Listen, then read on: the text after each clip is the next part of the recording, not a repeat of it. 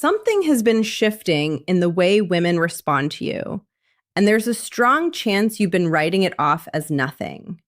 Maybe it was a conversation that felt warmer than you expected, a moment of eye contact that lasted slightly longer than it needed to.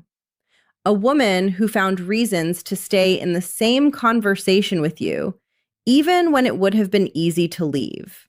You noticed something, and then you talked yourself out of it. That's not a coincidence. That's a pattern.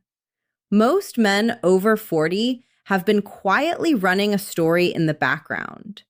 A story that tells them the window for this kind of attention has closed or is closing fast.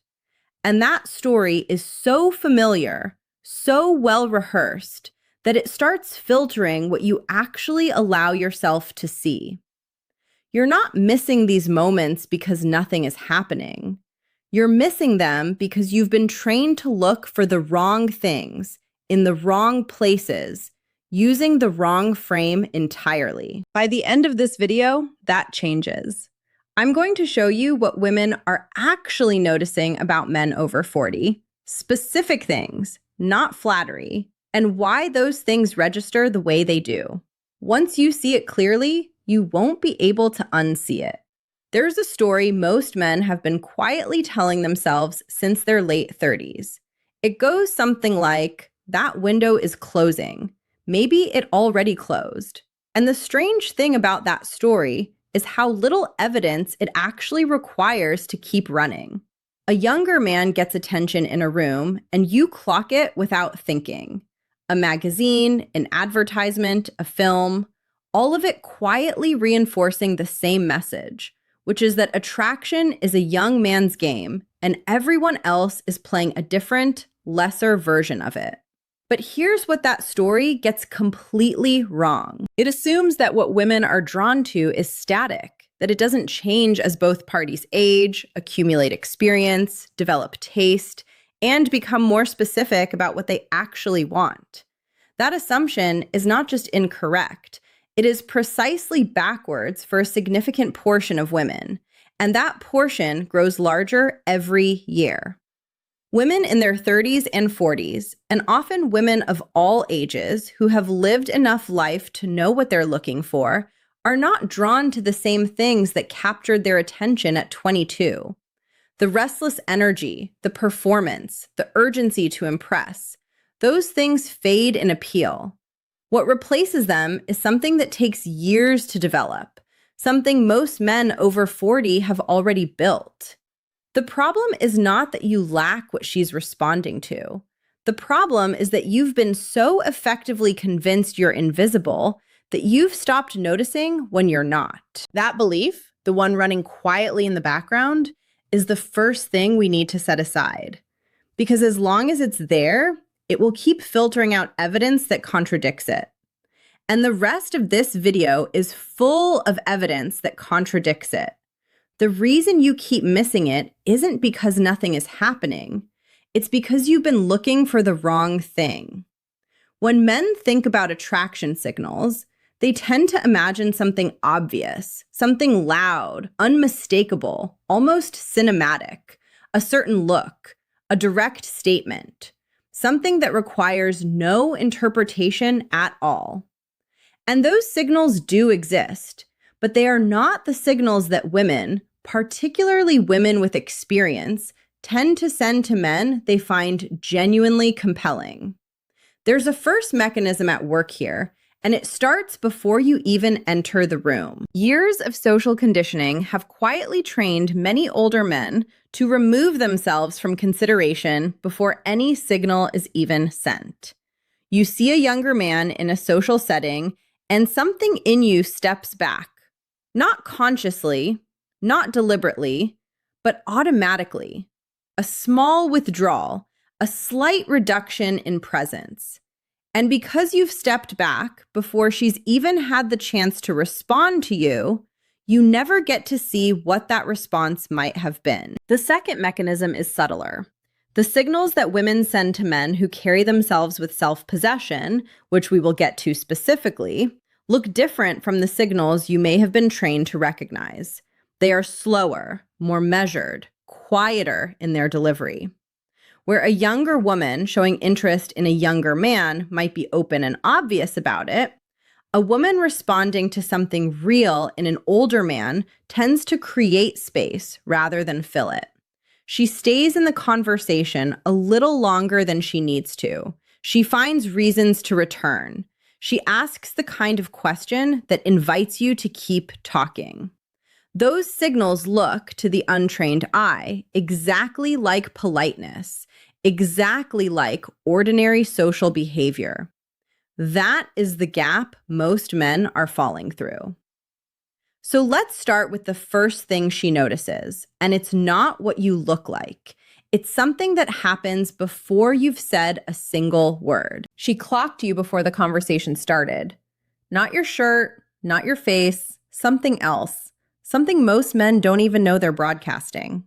Behavioral researchers who study nonverbal communication have identified something they call embodied presence, the degree to which a person is fully settled inside their own body rather than performing for the people around them. It's not a posture trick. It's not a power stance. It's something much harder to fake and much easier to recognize. Because women, particularly those who have navigated enough social environments to become perceptive about it, register it almost immediately. What does it actually look like? It's the pace of your movement through a room. Not slow for the sake of slow, but unhurried in a way that suggests you have nowhere to prove yourself to be. It's the way you hold eye contact long enough to be real, without the slight flicker of someone checking whether they're being received well. It's the absence of what researchers call approval-seeking microbehaviors, the small adjustments people make when they're worried about how they're landing. The extra smile that comes a beat too late, the slight lean forward that happens before the other person has shown interest. Men who are still performing for the room broadcast those micro-behaviors constantly, and women read them, often without consciously knowing that's what they're doing. Men who have stopped performing because they've lived enough, failed enough, succeeded enough to no longer need the room's approval, broadcast something entirely different. That broadcast is what she's picking up before you've spoken. Of course, this varies by context, and presence is not the same as arrogance. The man with presence is not dominating the room. He is simply not asking it for anything. That distinction matters, and it's one women feel almost instantly.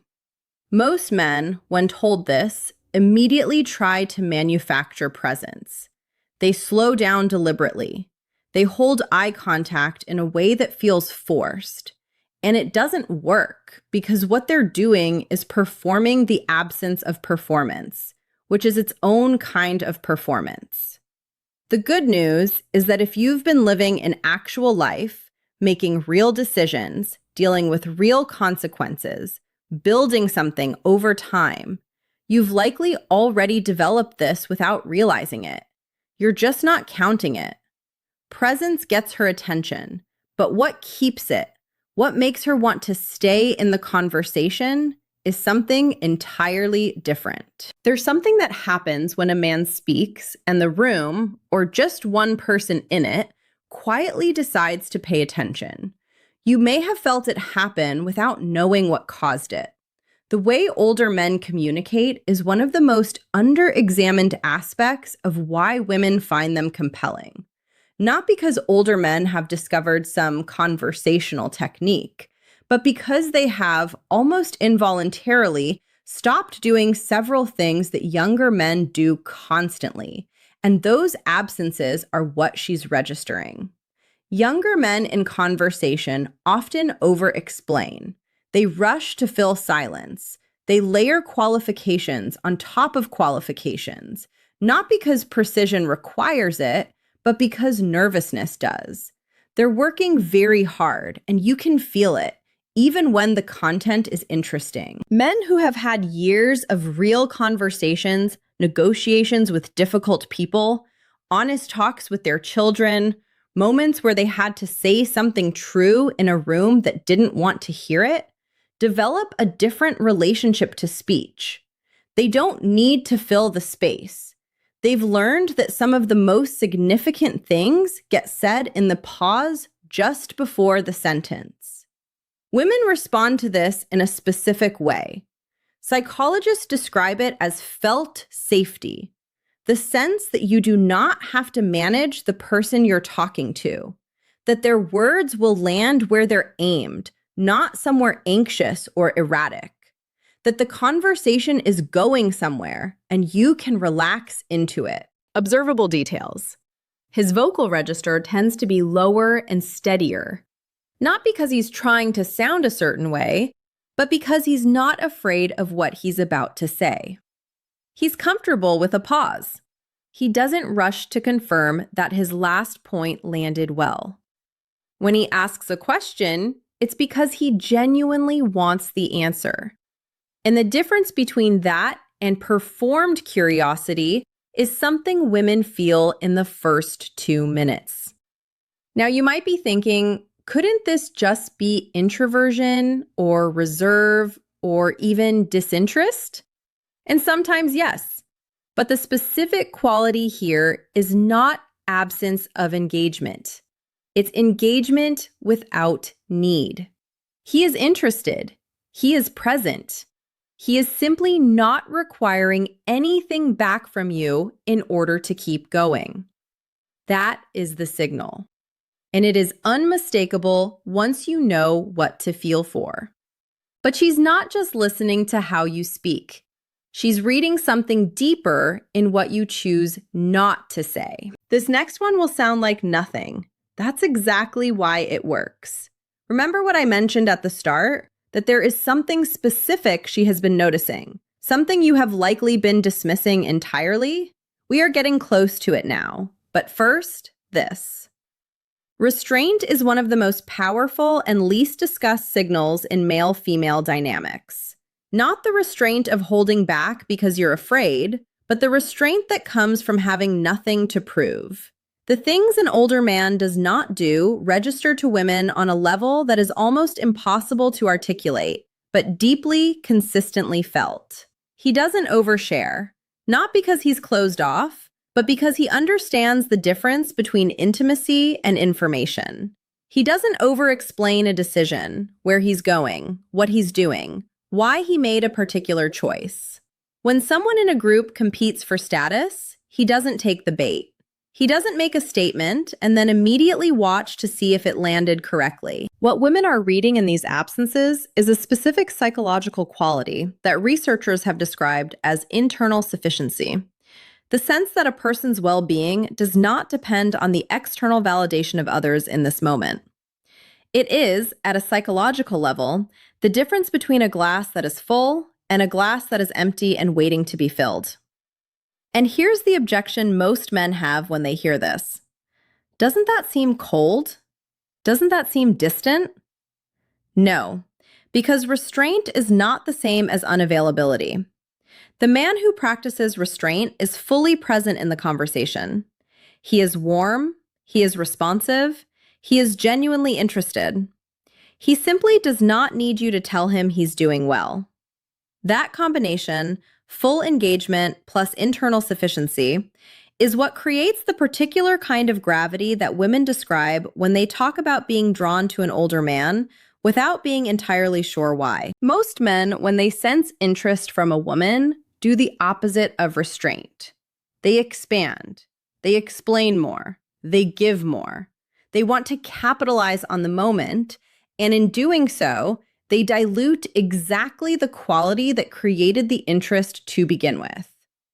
We're almost at the signal most men never see coming, the one she almost never says out loud. Before we get there, there's one more layer, something she's picking up from the way you treat the people around you, not just her. She's not just watching you. She's watching how you move through the room. Women who have had enough experience in relationships, and particularly women over 35, have learned to watch behavior in what might be called peripheral situations.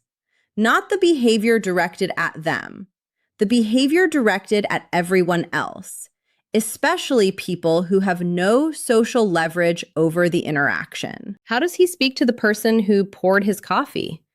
Does he make brief, real eye contact? Or does he perform warmth without delivering it? When an old friend tells a story that's been told before, does he listen or does he wait? When something goes slightly wrong with a plan, a restaurant is closed, a reservation was lost, a small inconvenience appears, what does his face do in the first half second before he's decided how to respond? That half second tells her almost everything. Women don't consciously construct a scoring system for this, but behavioral consistency, the match between who a man is when something is at stake and who he is when nothing is one of the deepest reliability signals a person can broadcast. And older men who have developed genuine ease with themselves tend to score very high here, simply because they've stopped performing different versions of themselves for different audiences. The man who is patient with the waiter and impatient with the parking situation is readable. The man who is entirely consistent, not perfectly calm, but authentically himself in every room is something else. That consistency is what she's cataloging. And she's doing it before she's decided whether she's interested. And now, the last signal. The one she almost never talks about.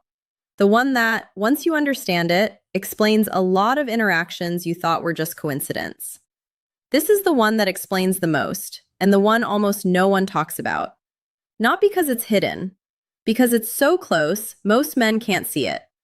What women find most quietly compelling about older men, more than presence, more than communication style, more than restraint, is something I would call an authored life.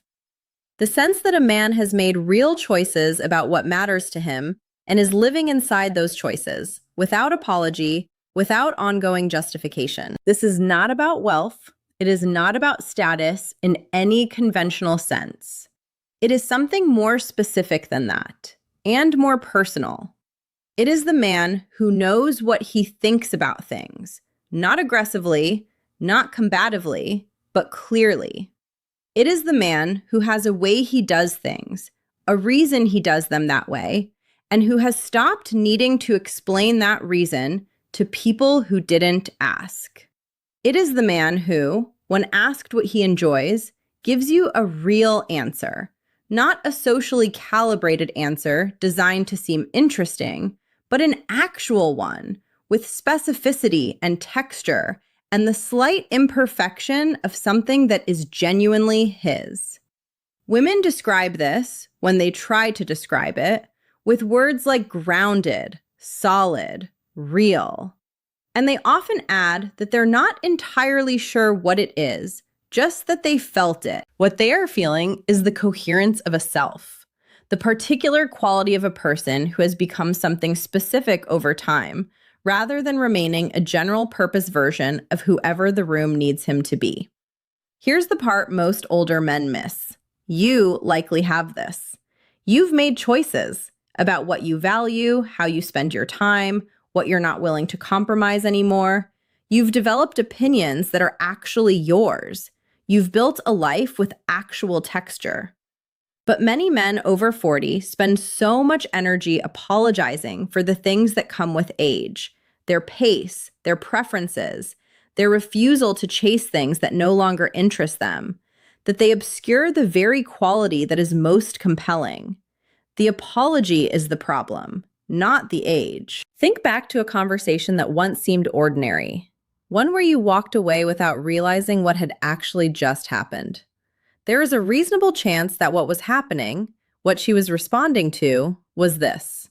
The simple fact that you seemed to know who you were, without making a production of it. That is what she has been noticing. That is the answer to the question I opened with. Not a technique, not a signal you can manufacture, the accumulated coherence of a life actually lived. And here is what matters. Once you stop hiding it, it becomes visible in ways you cannot fully control or predict. Everything we've covered in this video points to the same underlying truth. It's not that older men need to learn how to attract women. It's that they have already developed, through real life, real choices, real loss, and real building, Nearly everything that a significant portion of women find genuinely compelling. The presence that comes from no longer needing the room's approval. The communication style that emerges from years of real conversations. The restraint of a man who doesn't need to fill every silence with performance. The behavioral consistency of someone who stopped playing different roles for different audiences. And the deepest signal of all, the coherence of a man who has become himself. The only thing standing between you and seeing this clearly has been the story running in the background. The one that told you the window was closing. That story was wrong. You don't need to overanalyze every interaction now. You don't need to start auditing your behavior or engineering your presence. What you need is simpler than that. Stop apologizing for who you've become and let what's already there be visible. I want to ask you something in the comments, and I genuinely read what you leave there. Which of these signals surprised you most? And looking back, can you think of a moment where this was already happening around you? I'd really like to know. If this kind of content resonates with you, honest, grounded exploration of how women actually think and what they actually respond to, then subscribing makes sense because this is exactly what this channel is built around. No hype, no tactics, just real psychology explained clearly. And in the next video, I'm going to show you exactly why women often feel more emotionally drawn to an older man in the very first conversation, and what specifically he says or doesn't say that creates that pull. You won't want to miss that one.